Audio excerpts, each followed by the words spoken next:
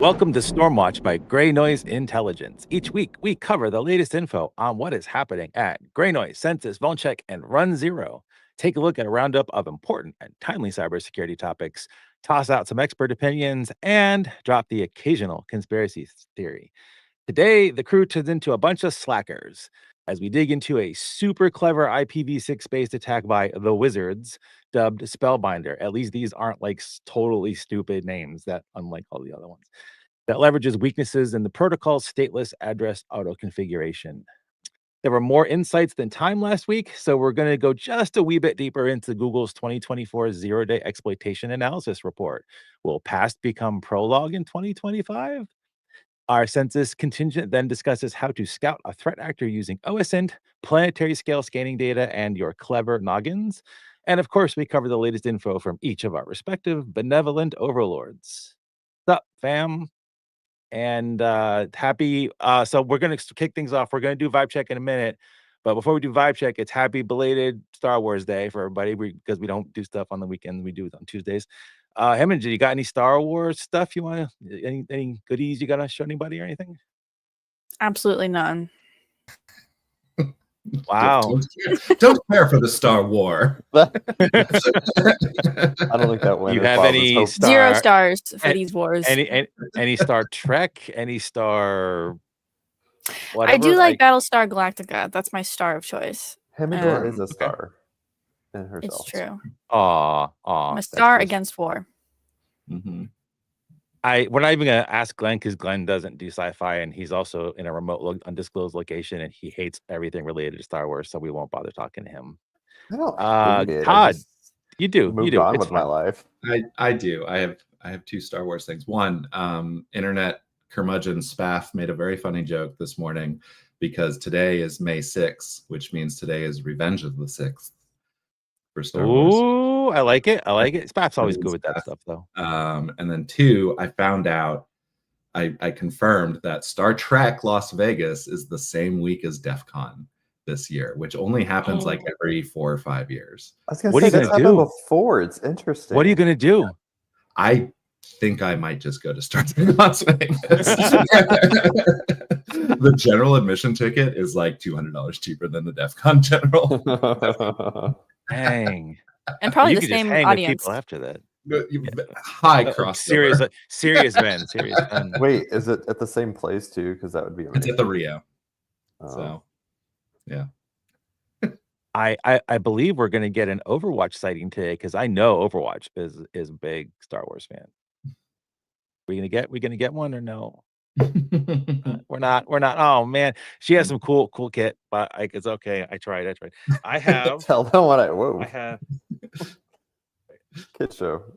Overwatch had a delightful Boba Fett mask. It did. Helmet. I got this. It's not a mask. It's not like I got this one. Do y'all remember the Star Wars lady scam? The laughing lady? No. Okay. She put on the Chewbacca mask and laughed, and it went viral, and then it was. Oh, I do. Okay, yes. It was kind of planned or whatever. Something. And that Star Wars lady with the Chewbacca mask, it's jealous. On that note, vibe check time. I'm gonna start with Glenn because Glenn had nothing to say for Star Wars. So Glenn, and also steals from everybody. You got a vibe check? Yeah, vibes are teetering. I'm trying to be positive. The weather is not helping. The world's not helping, but I get to see the team and spend time with the team this week. So that's how could you not be? That's wow. That does the team seeing the team is not enough to like. No, that's what I'm saying. It's overcoming. How is it teetering? The other odds. What teetering doesn't mean that? Okay, it's swaying. I don't know. What do you want? What verb do you want? It's improving. Stonks go up. I don't know. I hope they're all traveling and not watching this because they're not going to be bummed out completely. Thanks for that. It's a great way to set up the week. Appreciate it. Hemingway, vibe check for you. I'm also, I think, teetering and tottering. But my highlight from the weekend is I, like many others, have been turning to history in these unprecedented times because I think they're actually pretty precedented. And I decided to take a trip and visit the Statue of Liberty, my girl. See her up close Nice. and take the ferry. And honestly, yeah, like it was interesting. Like, first of all, those clothing folds are crazy. Whoever sculpted that, shout out. And also, there's just so much. There's like, I don't know, when you like stare at her face, there's emotions that come up. It's not overdone. I encourage everyone to go make eye contact with the Statue of Liberty while standing. It is a very beautiful. Bottom. Yeah. The inscription's still there, right? Mm-hmm. Okay, great. Whoa. Wow. Shocking. Wow. Too soon, Glenn. Too soon. All right. Even for me, it's too soon. Todd, vibe check. Please bring us out of this Hey. melancholy.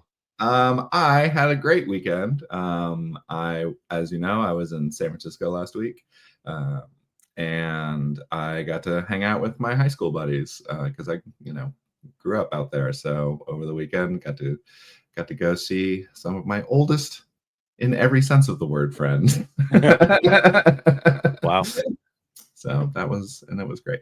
And now I'm home, which is another bonus. That's also cool. And Overwatch, got a good vibe.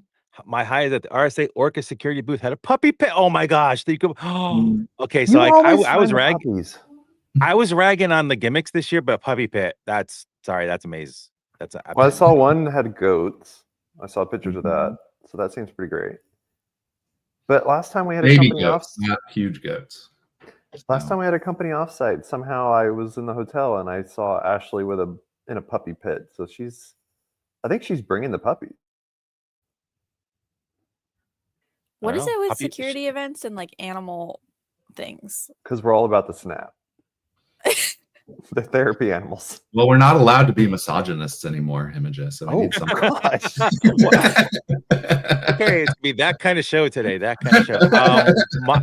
I will say I have very wet vibes because the sink that I am trying to repair is fighting back, and I cannot get this one drain thing to unstick, and it was my bane of my existence yesterday, and will be for a little while, unfortunately, which is not great. And I hate water. I absolutely hate water.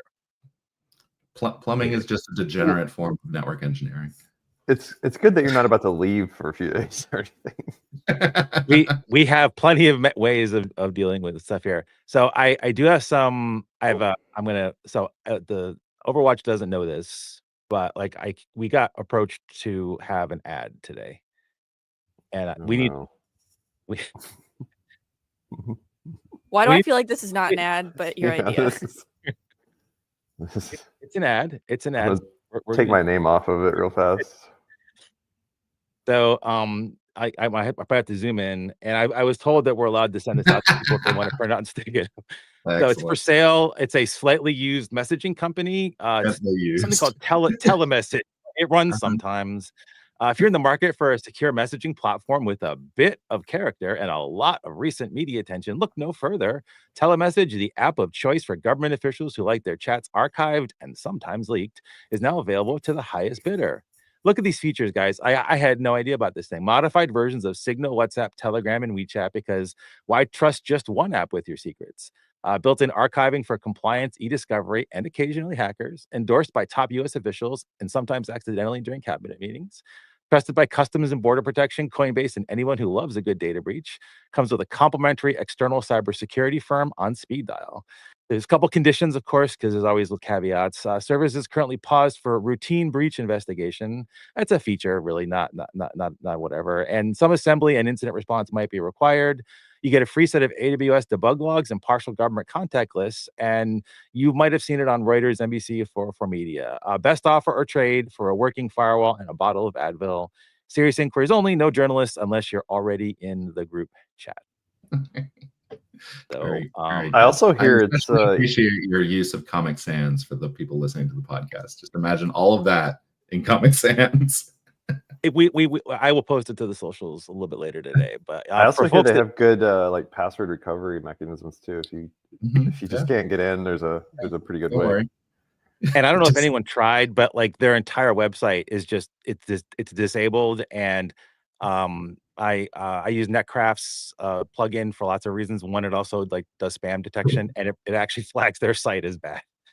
They're not having a good week, everybody. They're just not having a good week. And if you don't know what we're talking about, bless you. Just stay blissfully ignorant. You are in way better mental health than I am. We have a podcast, so Overwatch would be very happy. And we'll stop beating me and Glenn if you actually subscribe. I think if we get 10 more, like, the beatings will stop. So that'd be pretty good if we could do that.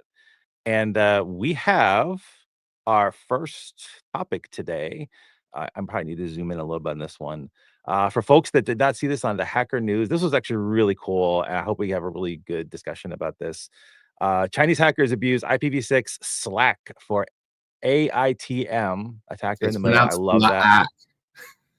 Not It's Slack, not Salesforce. It's SLAAC, and advanced persistent threat in the middle, attacker in the middle, so much better than man in the middle. We don't need men. And actually, I was petitioning for it to be like women in the middle because they're far more capable and evil than men are. Attacks via Spellbinder lateral movement tool.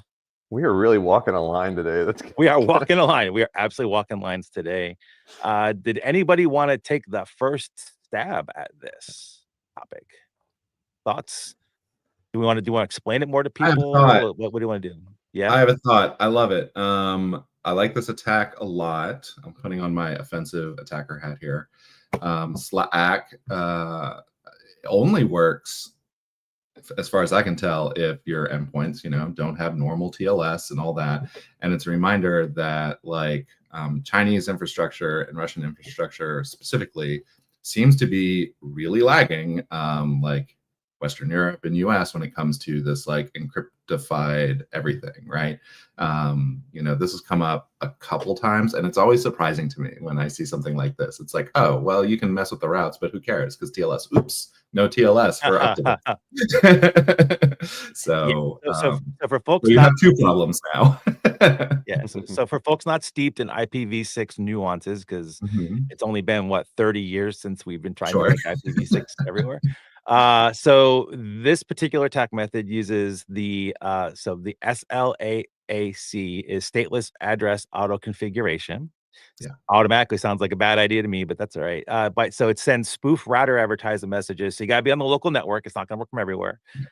And the whole point of Slack is that devices can get these messages and then reconfigure their IP addresses and gateways based upon those things. In theory, you're going to get it by trusted routers. However, the Spellbinder find a way to trick the devices into treating the attacker systems as default gateways and DNS resolvers. So I don't think the TLS might have even saved you this time either. So imagine this redirection is seamless and yes. Imagine old-timey DHCP, but with a new IPv6 flare, and also you get routers just on the fly. I'm not gonna lie, I went researching this because I've ignored a lot of IPv6 until I'm forced. But Mr. Home Automation has ignored IPv6. Are you serious? Well, it's getting really hard. Does Zigbee not talk IPv6? I'm not saying it's not there. I've just ignored it. But it was interesting digging into this, because when I read this story, it felt like, code signing would have helped, or secure, you're kind of saying, Todd, secure protocols would have helped. And it seems like, no, this is just an assumption that this is all happening on trustworthy routes, trustworthy paths, trustworthy appliances. And so I'm kind of really curious about how we got here with these assumptions, because that seems like a very large oversight to happen so many years later after IPv4. Well, it's like the remote boot stuff that all runs on TFTP or DHCP, which is all usually still unsigned. It's local, right? So you do have to be inside the house to do it. But yeah, code signing on updates would have helped. TLS endpoints would have helped for fetching those updates. So that's where the fail is. I have a hard time hating what happened here because, and I know the target shouldn't matter, but they primarily targeted orgs in China, Hong Kong, Cambodia, Philippines, and UAE, but focused primarily on gambling sectors. And I know some people in the Stormwatch group. And so I'm kind of okay with gambling companies getting hacked. Not gonna lie. Well, not a lot of good stuff there in my opinion. That's the group that the threat actor historically targets, but for this attack particularly, I read that they're targeting Uyghurs and Tibet. Oh, that's not good. Okay. Can't Well, that's bad. First they came for the gamblers, then they came for And I said nothing. But again, whenever we talk about an IPv6 exploit, I'm always like, who's using this for production stuff, right? It's more likely than you'd think. Well, I mean, people are using it and don't even, know it, because it's everything's dual stack for the most part, unless you turn it off. I see it more on as my we've- phone as Yeah. like my cell IP than anything. Yeah. Which That's actually pretty cool though, because Maybe that means even there's no worse. 6-to-4 translation going on, which is, well, it's not having 6-to-4 translation is actually nice though. You'll be going direct out. Mhm. yeah. Okay. I'm just saying. Hemija, with regard to your question, I know you've been doing a lot on just having fully the most comprehensive port coverage of any other internet scanning service out there. I know Censys is the number one in that. I can't imagine why I'm picking that. But how much IPv6 are you still or have you been still doing, et cetera, scanning wise?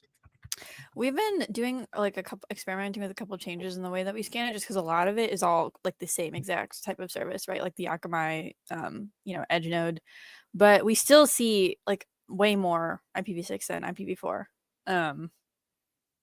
And a lot of it is like new protocols that are like proprietary protocols. So maybe it's all Glenn's smart home stuff. But yeah, I have like a couple completely uninformed hypotheses, which is that like I think that obviously most people are kind of the opinion of like, okay, let's not worry about IPv6 until we absolutely have to. And so I think for a lot of large orgs, who aren't using dual stack or who do have a choice, they're probably just moving things that are less important off of IPv4, moving them to IPv6 to free up IPv4 addresses, because the more people that move to IPv6, the more IPv4 is available for other people. But do we really have a IP problem? Like I've been hearing about that for a really long time. Nope. We have NAT, and NAT is bulletproof. NAT is has saved the most bacon on the internet than anything ever invented.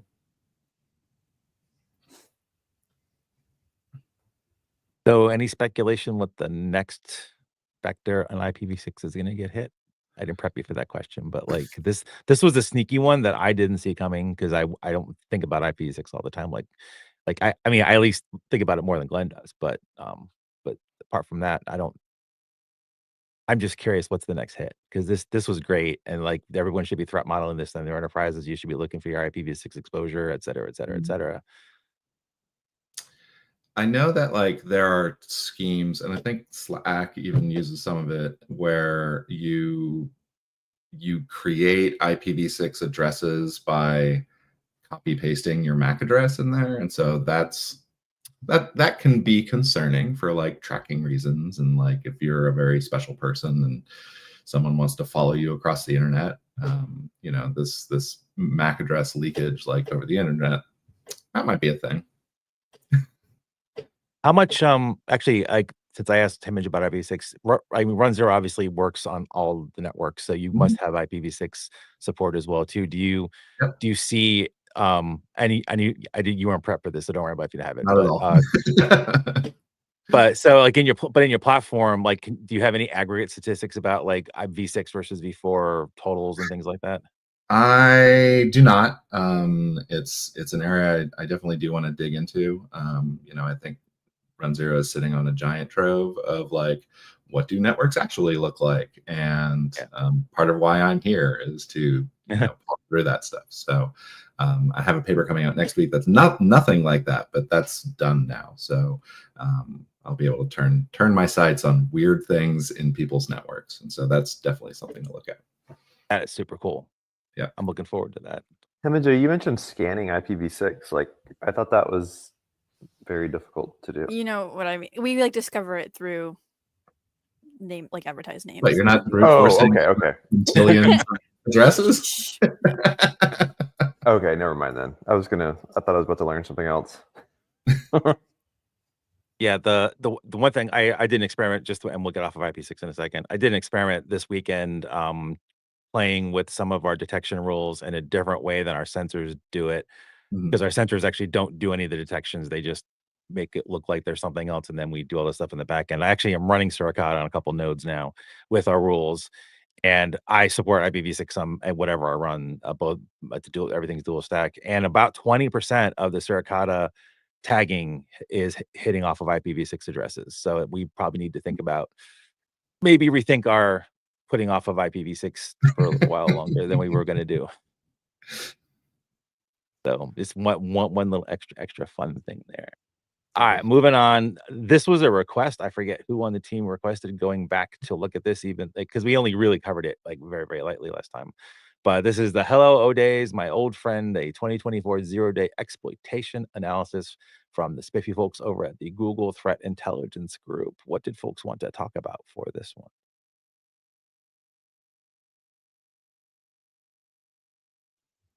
Wow, okay. I will start off with, this along with the DBIR, along with our report, is very concerning because I don't know how we're in 2025 but also it's happening now too. So 2025, 2024. And edge stuff is still this much of a problem, and that's where all the new stuff is being hit, and that's where some of the O-Days are getting smacked at as well too. Like, I miss the days of, like, the Chrome O-Days causing chaos everywhere, and I don't want those days to ever exist, but, like, it was great when they were all inside the network. They got past phishing, they were doing, like, those were great days because, like, they weren't banging the internet. The internet being like the primary place for this just seems like to be one of the most distressing elements, especially right now in this frenzied and very fragile geopolitical framework that we're in. It seems like it's a bad sign. I don't know about you guys. I think I'm having trouble recalling in recent years how many, because there's, it was RSA week, there's a lot of reports out, and so many reports are on the same vein and the same, like, supporting the same findings, and that feels like it's been more this year than previous years. So, O-Days are a thing, yes, but resurgent vulns are a thing. The CV infrastructure, like, everything just kind of aligned, and so I find it interesting that at least, like, all of these different security companies with different telemetry and visibility are saying very close to the same thing, which is great from okay, let's get the squad together to kind of think about these harder problems, but it's also scary because that means it's so obvious or so widespread that it's a really big problem, bigger than individual reports are showing. Well, and even this Google report points out that, like, one of the reasons why they're able to see more is because there's more transparency in reporting. People are, like, actually talking about their breaches, all that. So, like, I think that it means that, like, yes, all the major vendors and even minor vendors are, like, agreeing with each other at least on, scale. But also it's easier to see now because we know better what we're doing, so that's good. Like, we can at least catch it. Another note was about 50%. 50% of the 0 days were used in, essentially nation state sponsored, etc. It was more than that, wasn't it? It was like 70, I think. Was it? That's, okay. Yeah. I wrote down 50, but either way, yeah. So a great majority are used by well-resourced organizations or groups, which is not surprising, right? Because the 0 day, that takes a lot of resources in theory, not always, to execute upon. But it also shows what I think Bob was hinting at earlier with, like, the geopolitical environment is completely unhinged right now. So any rules or understandings that we had previously do not apply. And I'd be certainly curious to see how this year ends with that stat. Yeah, so I throw up on the screen for people who aren't visually engaged with the podcast. Adrian always has cool observations, and I have to try not to talk about what Adrian just put up was predictions on vulns and MCP architecture chaos. And we might do a focused show on that, but because I'm going to bookmark what I was going to say about the report, I just wanted to do a little bit rant. So for folks that don't know, MCP servers, model context protocol, it's an evolution of LLMs being able to do function calling, and it does it in a way more structured way. It has taken off like you would not believe. It's just bonkers. And they just redesigned the API, the over the wire version of the protocol. So most MCP stuff happens in a standard in, standard out context locally to what your client is.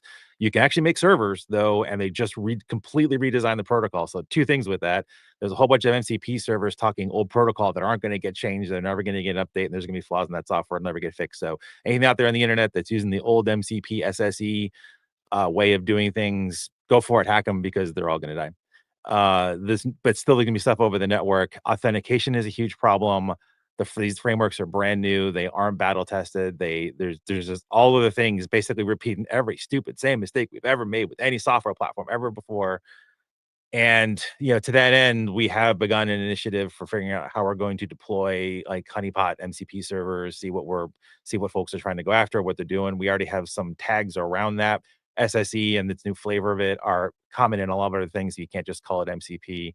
So Adrian, just my take, and maybe everyone else can throw yours in here too if you poked at it at all.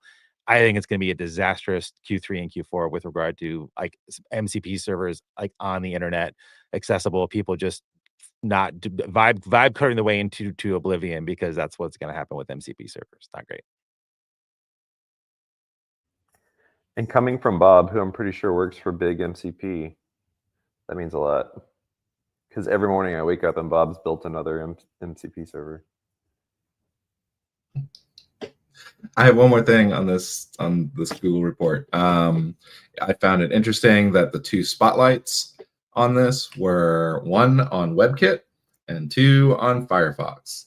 And weirdly, Chrome and Edge, which is just Chrome, I guess, in a fancy suit, is not there. And they didn't spotlight like any of the Edge, like they talk a lot about the Edge networks, but the spotlight sections don't talk about that at all. It's all like these consumer side. And I learned, like, reading this report, I had no idea that Chrome on iOS, so Chrome on your iPhone, is WebKit. It's not Chromium. I had no idea that this was a rule. Well, Apple. No. So yes. So that's on normal. That's on everything but EU devices. On those ones, there is a version of Chrome that does actually run its engine. Yeah. But yeah, it's been WebKit forever. Everyone hates it because it's incomplete, whatever. But yeah, it's a thing. The other thing I want to throw about the report is, and just to relay, like I think I've mentioned this 3 times in the past couple of years on the podcast, so you can deal with it one more time, everybody. I forget how many years ago this was with the DBIR, but it was the DBIR that we went all in on 2-factor authentication. Like we beat you over the head with it, and we talked about that as a team for a long time, because generally speaking, when the DBIR recommends something, a good chunk of cyber takes it seriously. But we can have that debate some other day. And we were afraid that it was actually going to be a thing, because if people actually did listen to us, and that year was the year of it wasn't, but if it was the year of MFA, it still isn't, but whatever, then the attackers would be forced to go somewhere else, and no one was ready for the somewhere else. They weren't ready for the auth and MFA.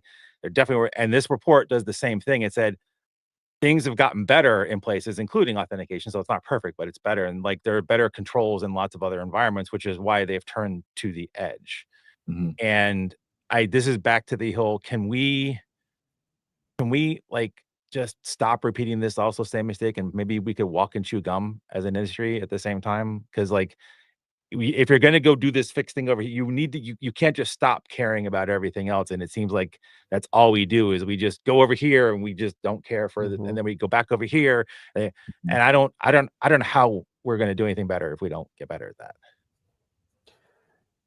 Yeah, I totally agree. It's definitely an example of like they point out kind of the great attention on edge devices, which is not new information at this point. Not derogatory towards them, but just like it reinforces what we've known for the last several years, starting mostly with the pandemic and the workforce shifting. But now all of the return to office mandates, the work culture is kind of, the balances have changed, right, in the last year or two. So I think, especially as we go through the summer and later in the year, we will start seeing more focus on the actual like endpoint consumer use the things that users are using directly, and not the edge as much. So back to the teetering ebb and flows kind of situation, right? Where I think, Bob, you're dead on, to where, you know, they're going to pound on edge for a while, and then as soon as like 2 or 3 vendors put up some refactored code bases that actually, you know, stop things for more than 2 weeks. Or wait, I'll let you finish, but or everyone just does the right thing and throws their Ivantis from a roof. Procurement cycles are too long. That's part of the problem. I'm not disagreeing. I'm just saying, like, sometimes procurement cycles are part of your risk model, or should be, because you can switch quickly. But anyway.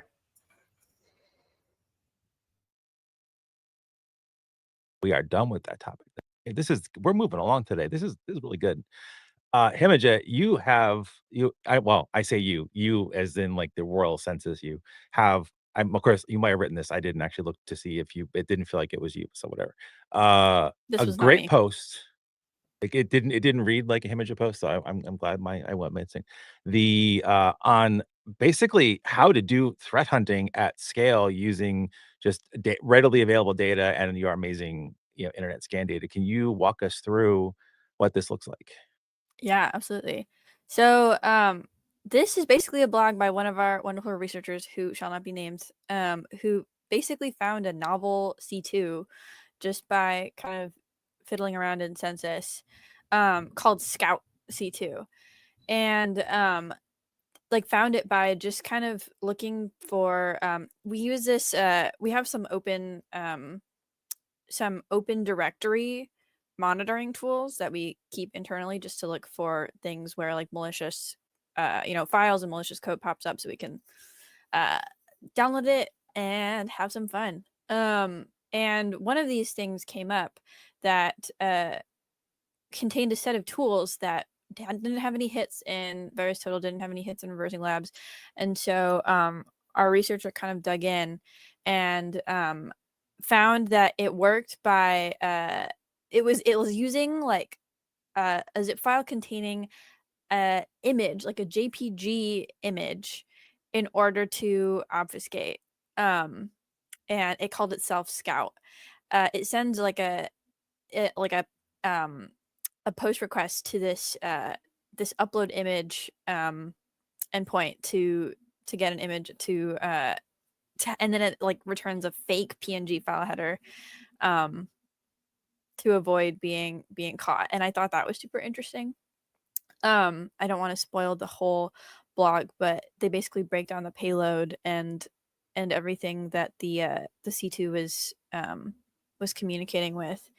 But I think the takeaways here are that it's kind of cool to find like a new C2 that is first of all not named something super stupid, but like not seen before, not highly advanced at all. Like all of this are pretty like just like sort of weird banners and sort of weird requests, but not highly sophisticated.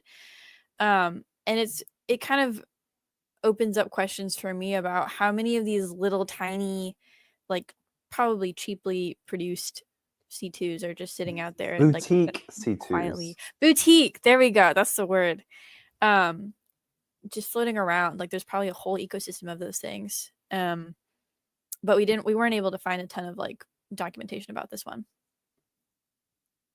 It was a great post. There's 2 things I wanted to call out. One, you don't call attention to it because you all just use cool and latest tools, whatever. But they're the individual who should come on this show. Anyway, don't be I won't say name. Anyway, don't bully. I'm not bullying it. This individual has been on the show and is a very, very great researcher and also presents the material very well. So they should be on the show. Anyway, they used to have the HTTPX command line utility. So for folks that don't know that, go Kaggy it or whatever other lame search engine you use. And the fact that this same actor, so there's a recent CVE for Langflow AI, and they were actually going after that as well too. So the attackers care about AI, folks. I mean, they're not just using it for whatever. They're looking for all the things out there with it. So and everyone is experimenting with it, and you're all vibe coding. So like, just be careful because it's not cool. That's kind of tied back to the Google report again. Something that that they mentioned is that like the top 3 zero-day vulnerability types were all like software development errors, right? Just like preventative. And so we talked about this before, but like the Langflow, for people who don't know, is like this low code or like no code like AI builder. You can build your own agent that talks to a bunch of things. So like tools like MCP, I think what they really do is just add another layer of abstraction, and people already don't know how to code. Now they're going to know how to code even less. So, but it's okay because we'll have AI code reviewers that can spot the vulnerabilities for us. AI CNN. I've been told by all the vendors that had big booths at RSA that had AI plastered everywhere, and now AI protects AI from AI.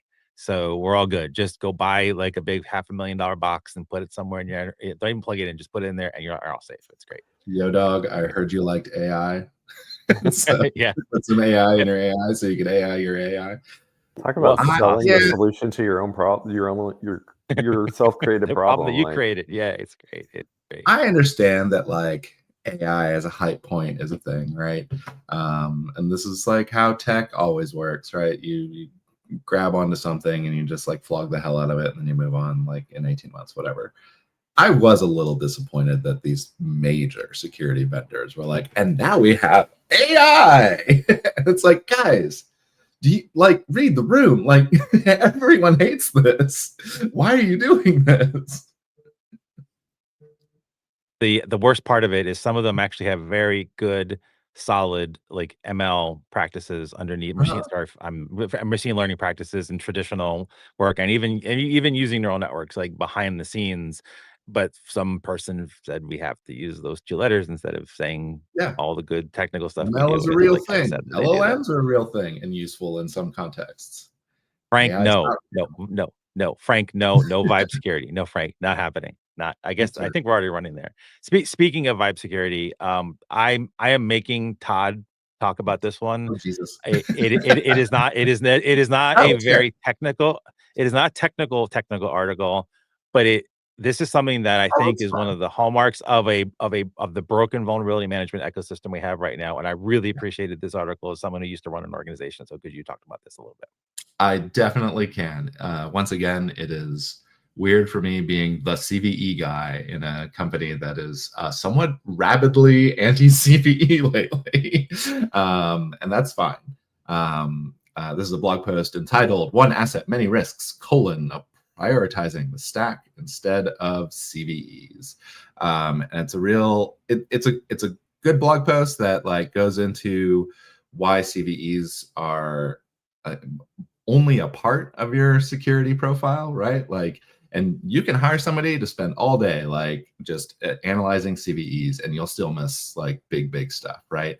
And so what this article goes through is like, hey, cool, you have like a CVSS 9.8, sure, yeah, go nuts. But also you have a giant pile in your network of all kinds of things. If you would just scroll down, oh, it's gone. Scroll down just a little bit, and you'll see like a big long list of things that will never, ever get a CVSS rating. It'll never get CVE numbers, right? Things like misconfigurations. The fact that you've exposed a no auth SSH endpoint to the internet, right? You're not going to get a CVE. You're not going to get a CVSS. What about if you put your management port on the internet?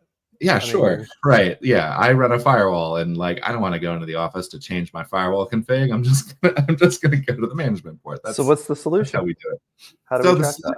Glenn, I'm glad you asked. The solution is runZero, which so yeah, I mean, we're very aware of like how your network is laid out. We can spot these things. We can like assign a criticality to something that will never get a CVSS score. So that's kind of the thrust of the blog post. There's also like a real fun, I assume it's all JavaScript, but it feels like a Flash game in that post where you like click through like how to use the console. It's really cool. I like it a lot.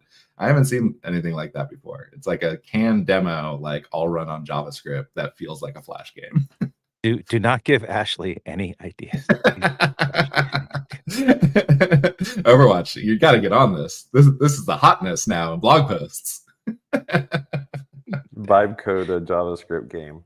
I doubt it was vibe coded. Yeah, no, the good stuff rarely is. Hemage, we only focused on one story because that's the one we all said we should because it was really, really good. You have lots of other ones. Is there any other one you wanted to dig into, or just some general recommendations for folks? So, you know what? Before you do that, sorry, I have to do this. This was cool. Hey. Gonna platform you and then take it away. Yeah, no, this is guys. No, this is. It's a simple dashboard. Should be simple. First of all, it's a simple dashboard. You added a new thing that shows folks how to like all the exposed ports and protocols at a glance. Can see it immediately. It's gorgeous. It's practical. Nice. This was amazing, and your entire crew should be happy and proud of themselves for this. Censys is not sleeping lately. They're nope knocking it out. The sun never sets on Censys. I apologize for actually interrupting you, but I had to get that out because you guys just did such a good job on that. That's so cool. No, you actually, that was exactly what I was going to talk about. I think I was going to just plug once again. Okay, now I feel horrible. I'm going to go away. It's so much. There's always going to be some thunder stealing, but that was bad. Sorry. No, that was great. I'll be here all day. Yeah, if folks haven't checked out the new Censys platform yet, I think we're like continuously evolving it, but I'm really proud of this is specifically in our ASM platform, but it will soon be. We're bringing new things to platform every day. But yeah, the ports and protocols dashboard, a lot of this is also like, I mean, hat tip to all of the cool stuff that you guys do with visualizing new data. But I think like when it comes to actually like data pipelines, I think everybody has enough data, right? But it comes to like when it comes to actually like boiling that into something actionable, we don't want to become not to name names, security scorecard. We don't want to like be like reducing the data. I didn't say that. That was my AI clone saying that. We don't want to be like reducing data when it's like into like something that's so meaningless that you can't even understand it anymore. But we're always trying to find ways to have you like be able to at a glance be like, okay, boiling the ocean of your inventory and actually seeing what's happening, just like Todd mentioned. So highly recommend looking at some of those features. And then the other blog I really want people to read is we have a blog about hunting botnets using both our data and GreyNoise data. And I think maybe we've touched on that before in the blog, but it basically takes like host and census pivots on like IPs tagged by GreyNoise to find botnets. And I think it's really cool. Yeah, there's really nothing you can't do if you have Censys data and GreyNoise data and runZero data and vulncheck data. That feels biased. That's your stack. A little bit. A little biased. Don't care. Yeah, I'm proud of it. Just also, we want two things. You have a great article that walks through the Google stuff that we just talked about. Actually, I'm not showing the screen. Hold on a second. You have a great article that walks through some of the Google stuff that we didn't cover today, and you have a new natural language interface to Censys. Why it's taking double clicks to go on these things? It's probably my system. This was great because as I regularly annoy you folks in the shared channel we have. I maybe every 2 weeks I say something amazing about how I can't use Censys without your former thing, and now this is just leveling it up even more. So I really appreciate this as someone who doesn't like to remember inane query languages. Todd also wanted to talk about something cool, fun, and technical, as well as something that's CISO level. But so we can do that. Yeah, I just found this bug. So this was a runZero just rapid response alert. How You to find found the bug? We did not find the bug, no. I found this bug entertaining. So that was a pregnant pause there. But it's how to find Apple AirPlay devices on your network. One, I'm still the new guy around here. I was unaware that we could tag AirPlay devices in your network with runZero. Cool. And two, AirPlay, I think everybody, at least on this TV show, will tell you has always been creepy. And my kids, when I would fly with my kids, they would just like look around for open AirPlay drops and just like drop memes at people like on the plane, which was hilarious. And it's like, wow, that's really creepy that you can just do that. Are And you they're like, including AirDrop into AirPlay? AirPlay? Yes, I am including AirDrop into AirPlay. Okay. But yeah, AirPlay just always seemed like way too convenient and magical to be at all trustworthy. and this bug chain like really illustrates that, right? So if you have BYOD and all your employees are using their own phones and Apple devices, like have a serious conversation about enabling and using AirPlay. Like I like an HDMI cable. That's great and all, but I've had several occasions where I've been able to exchange information or pictures with a stranger. Sure. And it is seamless. So, everything you're saying, I'm going to ignore. Just right. It is incredibly convenient and hilarious. But you can turn it off until you need it. That's the nice thing. You don't have to have it set to precondition for this everyone bug. only. Yeah, this precondition for the bug is allow everyone. Yes. So, yeah, you should never allow everyone for anything. Give those settings a check. Why don't we just include UPnP in this too? If Todd's gonna be a curmudgeon on like the AirPlay and like the sharing stuff, what are your thoughts on Universal Clipboard? Because like that's magical, and I rely on that heavily. So it is magic. Slack messages to myself is my Universal Clipboard. Okay. Oh, so he trusts Slack. Wow, that's absolutely. Yeah, just email it to yourself. Yeah. Yeah, but don't send it. No, the pro move is put it in drafts. Man, this is telling me I've got more work to do to understand AirPlay, because I imagine AirPlay as AV and AirDrop as binary and a clipboard as like anyway. Oh, it's all a hot mess, Glenn. It's all hot mess. We have a thing. We have two blogs since the last time we all talked to each other. One is about a spike in Git config crawling, which highlights the risk of code base exposure. That this is also something just to get one more dig in on vibe coding. By the way, I am a supporter of vibe coding, even though I'm talking trash about it right now. It is really great for people to experiment, to play with. The true definition of vibe coding is literally saying build this for me, and it does, and you don't do anything with it after that. Like you just let the AI do it. There's no degrees of vibe coding. That is vibe coding. If you're using it as an assistant or co-pilot, you are not vibe coding. You are using it as an assistant and you're basically using it as a more convenient like Google, right? Yeah, or Stack Overflow. Like instead of you going and copy pasta from Stack Overflow, it's doing it for you. So that's not vibe coding. Vibe coding is actually just like YOLO, and like that's whatever. Oh, it's like the Jesus take the wheel version of programming. Yeah, yes, that's actually really profound. I love that. That's beautiful. This Jesus is take the keyboard. Sorry. Yeah, as I was talking to Rob Lamos at Dark Reading about this, and my fear about this Git config crawling, and because we've been seeing little blips of this in ENV and a bunch of other things that would happen if you were to say just clone rsync your entire directory from here to the internet without doing best practices. Terrible two words, but whatever. And I think we're going to see a lot more of that this year with vibe coding. So this is going to be yet one more bad thing with vibe coding. And Noah, I don't know how because he was at RSA and like did stuff, and I don't know when he sleeps, but he also did a takeaway from the Verizon DBIR, this is my first year I haven't actually had to write a blog post about the Verizon DBIR. Or write for it. I'm loving this. This is beautiful. I'm glad I don't have to deal with this. Great. And he did a great job. So read that. And it's amazing how we came up with some similar things. It's pretty cool. This was fun. We had a lot of good topics. This is great. Yeah. We probably should do a more MCP focused one with some MCP experts. I know nothing about MCP other than Master Control Program. It's just a Tron Which thing. we were doing something internally about that, and some folks were like, that's like it was a whole thing, whatever. So that was actually pretty cool. Well, But you'll we should copyrights, I guess. perhaps get Eric back on to talk AI in general and maybe about MCP, his thoughts on MCP. That might be a pretty fun thing